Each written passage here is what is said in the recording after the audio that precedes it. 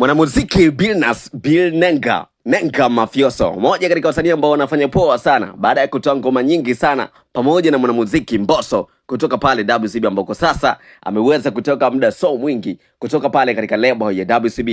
Nenga Mafioso aliweza kufunguka juu ya kazi ambayo alikuja kufanya na Mbosso, moja katika ngoma ambazo ziliweza kwenda sana duniani, ngoma ambayo inajulikana kama Boda Boda, ngoma ambayo inafanya poa sana kwa sasa, ngoma ambayo inafanya vizuri sana, imekuwa na mapokezi mazuri, lakini pia watu wengi wamekuwa wakitumia sana, wakifanyia challenge nyingi sana pale TikTok pamoja na Instagram. So Nenga alikuja kufunguka ya kwamba gharama ambayo imeweza kutumika katika kutengeneza project ya Boda Boda ni moja katika mkwanja moja mrefu sana. Alifunguka ya kwamba imeweza kugharimu zaidi ya milioni 40. Kwa mara ya kwanza kabisa tunaona Nenga Mafioso akiwa anafunguka juu ya bei ama gharama ambayo ameweza kutumia katika kutengeneza project yake. Tunajua kabisa kwamba Billnass sio mtu wa matambo sana, labda kuonesha the way ambavyo anaweza kuishi maisha ya kifahari, the way ambavyo anatumia gharama kubwa sana kufanya mambo yake. So imekuwa ni tofauti sana kwa Nenga, lakini kwa sasa tumeweza kumuona akiwa anafunguka juu ya mkwanja mrefu ambao aliweza kutumia katika kutengeneza project yake ya Boda Boda. Ngoma ya Boda Boda ya kwake Billnass pamoja na Mbosso ni moja katika kazi ambazo zinafanya poa sana, lakini kabla ya ngoma hii ya Boda Boda, Mbosso pamoja na Billnass walishawahi kufanya kazi ya Number One, moja katika kazi ambazo zilifanya poa sana, moja katika ngoma ambazo zilipendwa sana na watu, na mpaka sasa ina total views ya milioni 1.5, moja katika namba ambayo ni kubwa sana kwa Billnass. Inaonekana kabisa kwamba ni ngoma ambayo imeweza kupiga hatua kubwa sana, kwa sababu ngoma za Billnass ni ngoma ambazo zinapendwa, lakini hazikuwa zikicheza katika namba kubwa sana.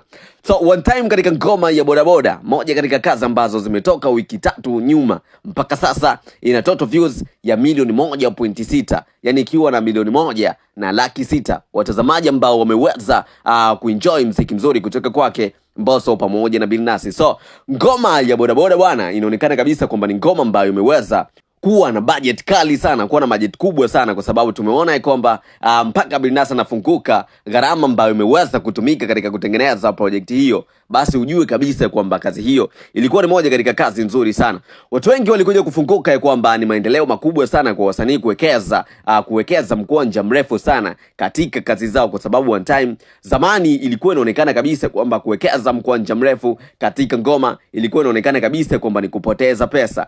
One time walikuwa wanaona kabisa kwamba kuwekeza mkwanja mrefu inaweza kusababisha msanii kupoteza pesa nyingi, lakini pia hata chanzo cha mapato kilikuwa ni kidogo. One time unaweza kaweka mkwanja mrefu lakini pesa ikarudi ndogo sana. So inaonekana kabisa kwamba kwa zamani ilikuwa ni riski moja kubwa sana, lakini mpaka sasa tunaona kwa upande wa Billnass pamoja na Mbosso waliweza kuwekeza mkwanja mrefu sana. Kufikia milioni 40 ni moja katika pesa ndefu sana. Na hii hapa uwekezaji katika wasanii kupitia kazi zao za sanaa tunaona kwa wasanii wengi sana. One time tunamuona Diamond Platnumz ni moja katika wasanii ambao wanafanya poa sana, lakini pia katika upande wa budget anaonekana kabisa kwamba ni moja katika wasanii ambao wanaekeza mkwanja mrefu sana, yani wanaekeza pesa ndefu sana, na ndio maana hata katika mauzo wanafanya poa sana. So inaonekana kabisa kwamba muziki kwa sasa inaonekana kabisa kwamba ni kazi ambayo inatoa mkwanja mrefu sana, baada ya wasanii wengi kuwekeza mkwanja mrefu na kupata mapato makubwa sana kupitia kazi zao za sanaa. One time tunamuona Billnass Nenga akiwa ni moja katika wasanii ambao wanafanya poa sana katika kipande hiki, na alifunguka mambo mengi sana kuhusiana na kazi zake, kuonesha kabisa kwamba